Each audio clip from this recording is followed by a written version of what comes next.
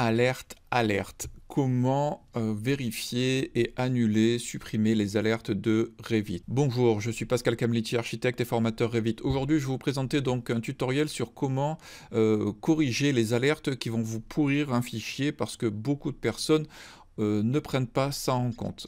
Les personnes, les utilisateurs qui soient débutants ou avancés ont tendance à omettre, à oublier qu'il est impératif de supprimer les avertissements d'un projet Revit. Voilà, c'est quelque chose qui est récurrent, que je vois de plus en plus, d'autant plus que beaucoup de personnes commencent à travailler en collaboratif. Vous m'envoyez pas mal de messages là-dessus, avec du BIM, avec de l'IFC, donc vraiment passe au niveau supérieur, et ce qui est déjà vraiment très très bien. Mais par contre, il est impératif que vous vous preniez en compte ce tuto, parce que ça devient vraiment important, surtout si vous travaillez dans une agence importante. Je me suis rendu compte que beaucoup de personnes avaient tendance à omettre ce genre de choses et du coup à modéliser des choses. Bon là j'ai fait un petit projet très rapide, vous allez voir, mais c'est quelque chose qui est vraiment important de prendre en compte et de corriger. Surtout si vous travaillez à plusieurs, que le projet va être pris par quelqu'un d'autre, etc. Donc ça, c'est vraiment important. Avant de démarrer le tutoriel, je vous rappelle qu'en cliquant sous la vidéo, vous allez pouvoir rentrer vous cliquez sur le lien qui est sous la vidéo, vous rentrez votre prénom, votre email, vous allez recevoir mes conseils gratuits par email quasiment tous les jours pour pouvoir progresser avec Revit.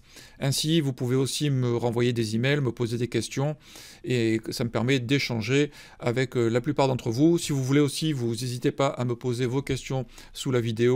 J'adore vous lire vos commentaires et pouvoir échanger avec vous, ça me fait vraiment plaisir. Allez, c'est parti pour ce tutoriel.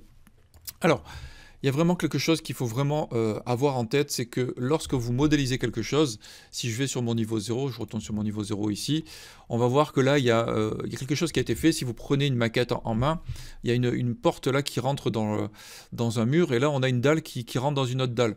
Les liaisons ne sont pas faites correctement, il y a des problèmes, donc je vais vous montrer l'exemple. Imaginons que nous travaillons en façade. Si je pose une fenêtre, hop, on ne va pas l'enregistrer pour l'instant, je pose une fenêtre comme ça, je travaille sur ma façade nord. Hop, voilà. Et en fin de compte, je décide de déplacer ma façade, ma porte. Alors, je ne sais plus où est mon mur. Je crois que voilà.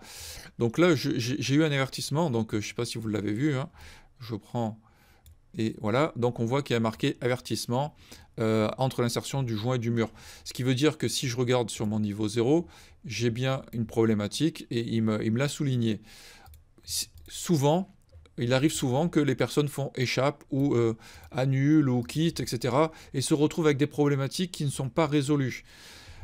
Le gros problème que vous allez rencontrer, c'est dès lors que vous allez vouloir faire de l'exportation en IFC ou éventuellement travailler en collaboratif ou faire un projet qui soit le plus propre possible, parce qu'après dans la réalisation vous allez avoir des petits problèmes de mise en œuvre. Donc toutes ces alertes, Revit vous alerte en vous disant attention, attention, n'oublie pas, tu as fait une bêtise, il faut le corriger. Mais dès lors qu'on a fait échappe, ben, on n'a plus la possibilité de savoir où sont ces alertes. Gérer, dans l'onglet gérer, vous allez dans la partie renseignements, et vous allez avoir consulter les alertes. Vous voyez, il va y avoir des alertes qui vont apparaître ici. Donc ce qui veut dire que vous allez devoir développer, faire avertissement, ok, sol avec l'autre sol. Donc là, c'est pas hyper pratique. Je vous ai trouvé un plugin que vous allez pouvoir installer qui est assez rapide et qui va vous permettre de faire les choses très rapidement pour pouvoir corriger toutes ces erreurs. Alors attention, parce que j'ai vu dans certains projets qu'il y avait quand même 3000, 4000 avertissements. Donc là, ça devient ingérable. Hein. Autant le faire au fur et à mesure que vous avancez dans le projet. Pour une petite maison, ça va être rapide.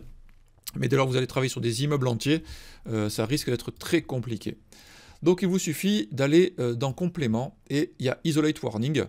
Vous allez cliquer dessus et là, automatiquement, il va vous créer une vue. Donc une vue isolée des éléments qui sont en conflit. Vous allez pouvoir voir les éléments qui sont en conflit et corriger les choses. Et là, vous allez voir les éléments en surbrillance.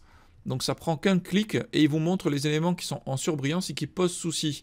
Donc là, si je fais, hop, ici, je décale ma porte, ok.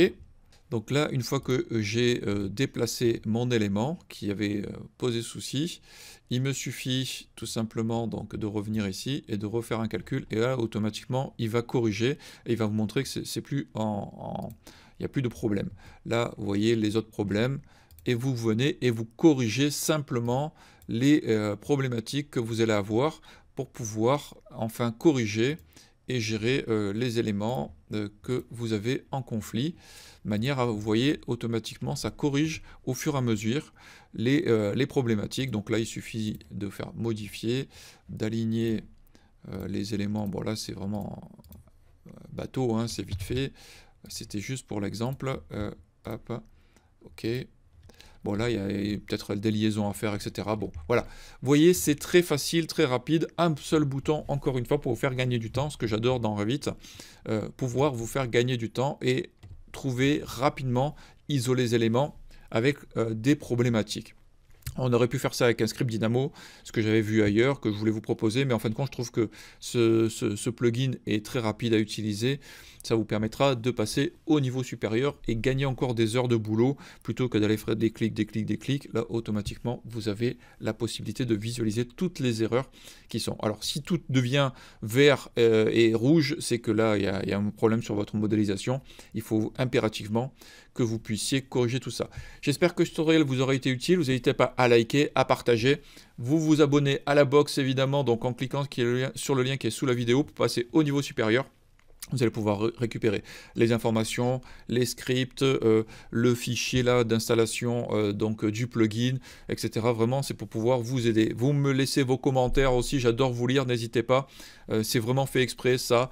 Quand vous êtes inscrit à ma newsletter comme ça pour pouvoir recevoir mes conseils gratuits, vous pouvez aussi m'écrire, me dire ce que vous aimeriez voir. Ça m'aide vraiment à avoir de plus en plus d'informations pour pouvoir vous aider et passer encore au niveau supérieur avec Revit. Je vous dis à la semaine prochaine pour un nouveau tutoriel. Merci, au revoir.